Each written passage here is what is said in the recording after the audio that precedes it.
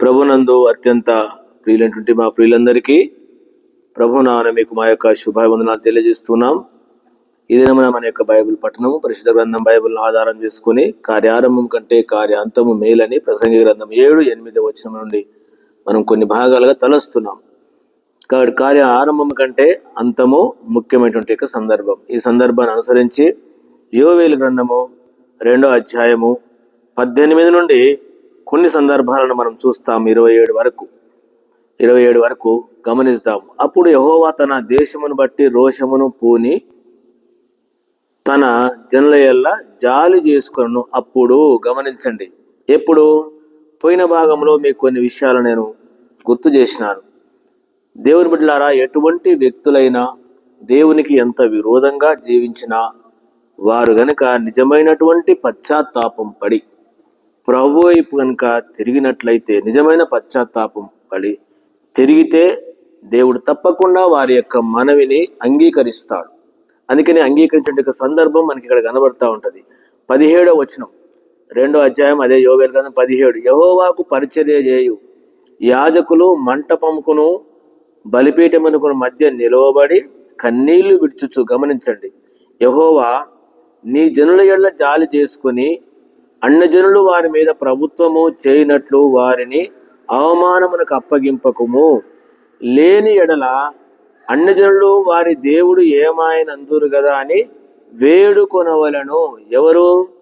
ఎవరండి? యెహోవాకు పరిచర్య చేయు యాజకులు. యెహోవాకు పరిచర్య చేయు యాజకులు. యాజకులారా, దేవుని సేవ చేసేటువంటి వారికి ఉన్నటువంటి భారమును బాధ్యతయు ఏమిటి అనంటే దేవుని దగ్గర వేడుకోవలను. ఒక ఉదాహరణ నేను గుర్తు చేస్తాను, వినండి. నిర్గమకాండము 32వ అధ్యాయములో ఈ భాగాన్ని మీరు తర్వాత చదువుకోండి. ఒకవేళ అవగాహన ఉన్నటువంటి వాళ్ళు గ్రహించండి. దేవునికి ప్రతిగా దూడని పెట్టుకొని ఇశ్రాయేలు ప్రజలు వాళ్ళు పూజిస్తున్నారు. ఇది గొప్ప పాపం. దీన్ని బట్టి వారి మీదకి దేవుడు చెప్పినాడు, వీరందరినీ నాశనం చేసేస్తాను మోషే, నిన్ను మాత్రమే ఓ గొప్ప జనముగా చేస్తానని చెప్పేసి దేవుడు మోషేకు చెప్పినాడు. చెప్పినా కూడా ఈ దైవజనుడు ఎలాంటి దైవజనుడు అంటే, ఇట్లాంటి దైవజనులు మనకు అవసరం అండి. కాబట్టి ఇది ఏం చేస్తున్నాడు చూడండి, గమనించండి. వారికి ఉన్నటువంటి విషయంలో నేను చదువుతున్నాను. 10వ వచనము ప్రకారం నిర్గమకాండం 32:10, కావున నీ ఊరకుండుము, నా కోపం వారి మీద మండును, నేను వారిని కాల్చివేసి నిన్ను గొప్ప జనముగా చేసేదని మోషేతో చెప్పగా. చూసినారా, మంచి అవకాశం ఇచ్చినాడు మోషేకు. వీళ్ళందరూ నేరం చేసినారు, నా మీద నాకు కోపం వచ్చేస్తుంది కాబట్టి వాళ్ళందరినీ కాల్చేస్తాడు, ఇన్ని లక్షల మందిని కాల్చివేస్తాను, నిన్ను గొప్ప జనంగా చేస్తానన్నాడు. దీనికి మోషే ఏమనాలి? మనమైతే ఏమంటాము? అందరూ పోయి నేనుంటే చాలనుకుంటాం. ఈ దినాలలో స్వార్థపూరితంగా ఉన్నటువంటి సేవకులు కావచ్చు, పెద్దలు కావచ్చు, పరిచారకులు కావచ్చు, విశ్వాసులు కావచ్చు, అందరూ పోయి నేనే ఉండాలా, నేను నా కుటుంబమే ఉండాలనుకుంటాం. సంఘాల్లో చూస్తూ ఉంటామండి, ఎవడు ఉండొద్దు, నేను నా కుటుంబమే చేయాలనుకుంటాం. పరిచర్య కూడా అంతే, మేమే అధికారం చేయాలనుకుంటాం. ఇట్లాంటి స్వార్థపరమైన దినాల్లో ఉన్నాం, సంఘాల్లో చూస్తున్నాం. నేను నా కుటుంబము మేమే చేయాలి, మా కుటుంబీకులమే చేయాలి, అందరూ కూడా మా కిందనే ఉండాలి అనే దినాల్లో ఉన్నాం. మోషేకు మంచి అవకాశం ఇచ్చినాడు, కానీ మోషే అలాంటి వాడు కాదు. ఈ దినముల్లో సేవ చేసేవాళ్ళు కావచ్చు, సేవకులు కావచ్చు, పెద్దలు కావచ్చు, బాధ్యత గల వారు కావచ్చు, ఎవరైనా నీవు ఎలాంటి స్వభావం కలిగి ఉన్నావో ఈ విషయాన్ని మనం ఎరగవలసిన వారంగా ఉంటున్నాం. అందుకనే ఊరకుండమంటే మోషే ఏం చెప్పినాడు? మోషే తమ దేవుడైన యెహోవాను బతిమాలుకొని, యెహోవా, నీవు మహాశక్తి వలనను బాహుబలం వలనను ఐగుప్తు దేశంలో నుండి రప్పించిన నీ ప్రజల మీద నీ కోపం మండనేలా. గమనించినారా మోషే యొక్క ప్రార్థన? అక్కడ కూడా చూసినాం, యాజకులు ఏ విధంగా చేస్తున్నారు, వాళ్ళ ప్రార్థన దేవుడు వింటాడండి. అందుకనే దేవుని దాసులారా, పరిచర్య చేసే వాళ్ళారా, మనకు ఉండవలసిన లక్షణము, ఆయన కొండలలో వారిని చంపునట్లు, భూమి మీద నుండి వారిని నశింపజేయనట్లును, కీడికే వారిని తీసుకుని పోయినని ఐగుప్తులు ఎలా చెప్పుకొనవలను? నీ కోపాగ్ని నుండి మల్లుకొని నీవు నీ ప్రజలకు ఈ కీడు చేయక దాన్ని గూర్చి సంతాపపడుము. చూసినారా ఎలాంటి ప్రార్థన చేస్తున్నాడో? ఇలాంటి వారు మనకు అవసరము. నీ సేవకులైన అబ్రహాము, ఇస్సాకును, ఇశ్రాయేలును జ్ఞాపకము చేసుకొనుము. నీవు వారితో ఆకాశ నక్షత్రముల వలె నీ సంతానము అభివృద్ధి చేసి నేను నిన్ను ఈ సమస్త భూమిని మీ సంతానమునకిచ్చదనని, వారు నిరంతరము దానికి హక్కుదారులగుదురనియు వారితో నీతోడనియు ప్రమాణం చేసితివని చెప్పితినెను. ప్రమాణం చేసి చెప్పితివనెను. అంతటా యెహోవా తన ప్రజలకు చేసినని చెప్పిన కీడును గూర్చి సంతాపపడెను. చూసినారా దేవుని బిడ్డలారా, మోషే చేసినట్టు ప్రార్థన దేవుడు అంగీకరించి సంతాపడ్డాడు.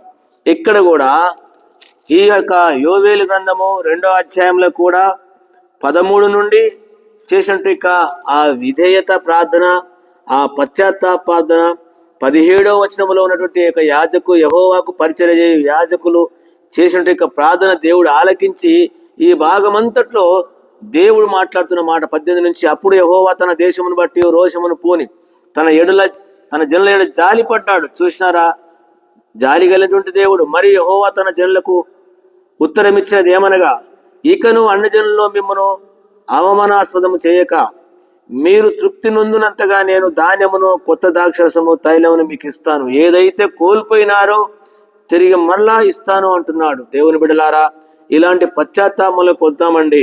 ఈ దినముల్లో మన సహవాసము ఇంత రీతిగా చెడిపోయినాం, ఇంత నష్టపోయినాం. ఇది వాస్తవమైన విషయం, వాస్తవంటిక విషయం. 20 మరియు ఉత్తర దిక్కు నుండి వచ్చు వాటిని మీకు దూరముగా పారదోలుతా. ఏదైతే వారి మీదకి వచ్చే ఆ గొప్ప సైన్యము, నష్టం చేసేటువంటి సైన్యం చూసినాం కదా, వాటి కూరలు ఎట్లా ఉన్నాయి, అవి ఎట్లాంటి భయంకర విపత్తు కలిగిన జంతువుల్లాగా లేక ఇవన్నీ కూడా వచ్చి నష్టం చేసిన వాటిని ఏం చేస్తారంట, ఉత్తర దిక్కు నుండి వచ్చి వాటిని మీకు దూరంగా పారదోలి ఎండిపోయిన నిష్ఫలమైన భూమిలోనికి వాటిని తోలివేతును. అవి గొప్ప కార్యములు చేసిన గనుక వాటి ముందర భాగమును తూర్పు సముద్రంలోనికి, వెనుకటి భాగము పడమటి సముద్రంలోనికి పడగొట్టుదును.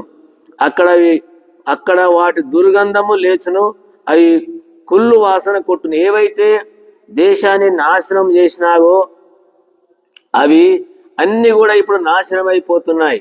ఈ దినము చీడ పురుగుల్లాగా, గొంగలి పురుగుల్లాగా, మిడతల్లాగా, పసరు పురుగుల్లాగా పట్టినటువంటి ఈ జీవితం లేక ఇట్లాంటి వారిని కూడా దేవుడు తోస్తాడు.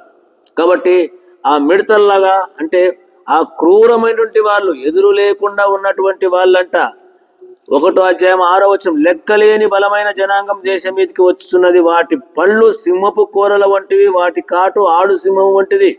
ఇట్లాంటివి నష్టం చేసేటువంటి వాటన్నిటిని కూడా దేవుడు నిజమైన పశ్చాత్తాపడితే వాటిని తోలివేస్తాడు, వాటిని నశింపజేస్తాడు. వాటి వాసన దుర్గంధం వాసన వస్తుందంట. ఎవరైతే సంఘాలకు కీడు చేసేవాళ్ళు, నష్టం చేసేవాళ్ళు, చెదలులాగా ఈ చీడ పురుగులాగా బట్టి నష్టం చేసినారో వారి మీదకి వచ్చేటువంటి విపత్తుల గురించి రాయబడిన మాట. 21, దేశమా భయపడక సంతోషించి గంతులు వేయము, యెహోవా గొప్ప కార్యములు చేసెను.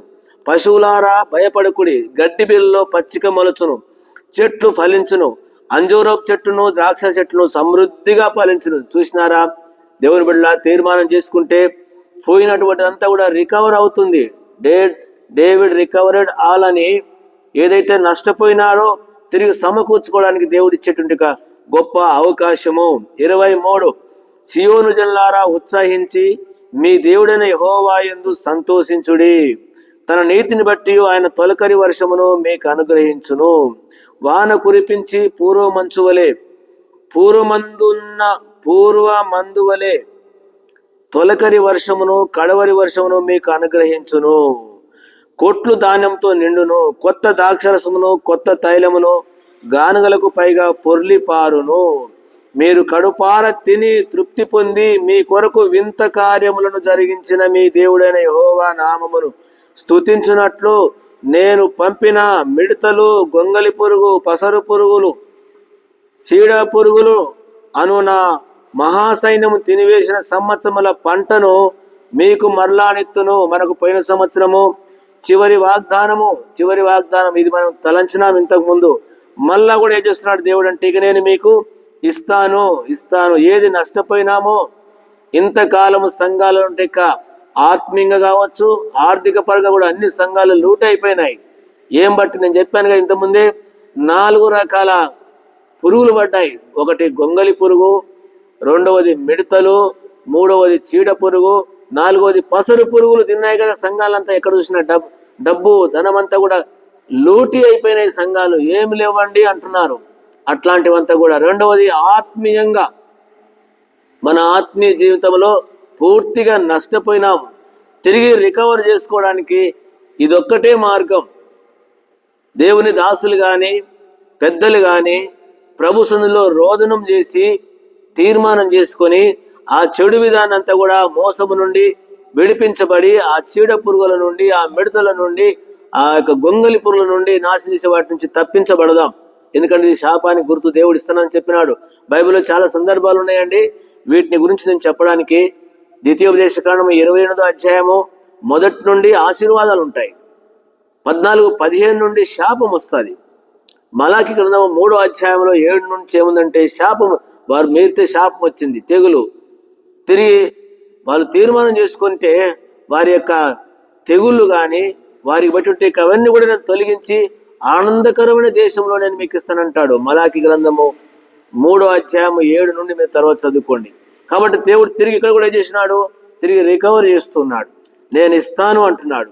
మీరు కడుపార తింటారు. ఏదైతే ఇంతకుముందు నష్టపోయిందో ఆత్మీయంగా నేను చెప్పే విషయం. కాబట్టి దేవుని వాక్యమును సత్యమును అనుభవించకుండా నష్టపోతే ఇప్పుడు తిరిగి మీరు కడుపార తిని మీరు తృప్తి పొంది వింత కార్యములు జరిగించిన దేవుడు. ఆయనకు అసాధ్యమైంది ఏముందండి? ఇంత నష్టపోయినామంటున్నాం కదా, ఆయన ఏముంది? ఆయన తలుసుకుంటే ఏమైనా చేయగలరు. బైబిల్లో ఎన్నో సాదృశ్యాలు ఉన్నాయి. మనకు తెలుసు. ఒక రాజు కాలంలో ఉన్నాడు. ఆయన ఈ రోజు రాత్రికి రేపటికి ₹1 అనుకుంటాను మానిక పిండి అంటుంటే అన్నాడు. కాబట్టి అది జరుగుతుందానంటే జరుగుతుంది. ఆయన ఏమైనా చేయగలిగినాడు. జరుగుతుందంటే వాడు నమ్మకపోతే నువ్వు చూస్తావు కానీ నువ్వు అనుభవించవు అన్నాడు. ఇది మనకు తెలుసు. బైబిల్ ఉంటే సంగతులు రాజుల గ్రంథంలో ఉన్నటువంటి సత్యం ఇది. కాబట్టి దేవునికి అసాధ్యమైంది ఏమీ లేదండి. కాబట్టి సంవత్సరమును మనకు మరలా మనము సంపాదించుకోవడానికి ఆస్కారంగా ఉంది. ఆత్మీయంగా 26వ వచనం, నా జనులు ఇక ఎన్నటికి సిగ్గునొందరు. చూసినారా? ఇక ఎన్నటి కూడా సిగ్గునొందరు. అప్పుడు ఇశ్రాయేళ్ల మధ్య నున్నవాడను నేనే అనియు నేనే మీ దేవుడననియు నేనే మీ దేవుడైన యెహోవాననియు నేను తప్ప వేరొక దేవుడును లేడనియు మీరు తెలుసుకొందురు. నా జనులు ఇక ఎన్నడను సిగ్గునొందక యుందురు. ఇక్కడి వరకు మనము బాగానే గమనించుదాము. తిరిగి దేవుడు ఆ విధంగా మనలను, మన యొక్క ఆత్మీయ జీవితాన్ని సమకూర్చి మేలు చేస్తాడు. కాబట్టి మనము కూడా ప్రభు సన్నిధిలో ఒప్పుకొని మేలుకై మనము జీవిస్తాం. కాబట్టి ఏదైతే ఆత్మీయంగా నష్టపోయినామో దాన్ని తిరిగి సమకూర్చుకోవడానికి ఆర్థిక పరంగా కూడా ఉంది ఇక్కడ. ఆర్థిక పరంగా కాబట్టి 2 విషయాలుగా మనము ప్రభుని బట్టి సమకూర్చుకోగలం. కాబట్టి ఈ విషయంలో ఎరిగి మనం కూడా 17వ వచనము ప్రకారము తిరిగి 16, 15, 14 నుంచి 13 నుంచి ఉన్నటువంటి మన యొక్క జీవితాలను ఆయన కరుణా వాత్సల్యత గలవాడు కాబట్టి కీడు చేయక నిజమైనటువంటి పశ్చాత్తాపడి ప్రభు సన్నిధికి వస్తే ప్రభు మనకి సాయం చేస్తాడు. ఆ విధంగా ప్రభు నష్టపోయిన దాన్ని తిరిగి సమకూర్చి ఇంకా గొప్ప విషయాలు మనము చేయగలడానికి మిగతా భాగం చూస్తాం. ప్రార్థన చేసుకుందాం. ప్రియమైన తండ్రి, బాగానే దీవించండి. నీ దాసులు పశ్చాత్తాపట ద్వారా వారి పక్షంగా యాజకులు వీరందరూ ప్రార్థన చేసిన దాన్ని బట్టి తిరిగి వారికి ఏదైతే నష్టపోయినారో సమకూర్చినారు. మీరు దయగల దేవునివి, కరుణా వాత్సల్యములు గల దేవునివి, అత్యంత కృపగల దేవునివి, దయాదాక్ష్యములు కలిగిన దేవునివి. నిర్గమకాండము 33లో సెలవిచ్చిన రీతిగా మీరు ప్రేమ కలిగినటువంటి దేవునివి. ప్రభువా మీకు వందనాలు. ఆ ప్రేమను కలిగి ఉండి మేము తిరిగి సమకూర్చుకోవడానికి ఆత్మీయంగా సహాయపడమని మా ప్రియులందరినీ మీ చేతికి అప్పగిస్తూ కృపను కోరుతూ యేసు ప్రభువు నామమున ప్రార్థించి వేడుకుంటున్నాం తండ్రి. ఆమేన్. మన తండ్రి దేవుని యొక్క ప్రేమ, మన ప్రభువైన యేసుక్రీస్తు కృప, పరిశుద్ధాత్మ కార్యం ఇప్పుడు ఎల్లప్పుడు సదాకాలం మనందరి తోడైండును గాక. ఆమేన్. ప్రైజ్ లార్డ్ అండి. ప్రభునామమున మీ అందరికీ వందనాలు.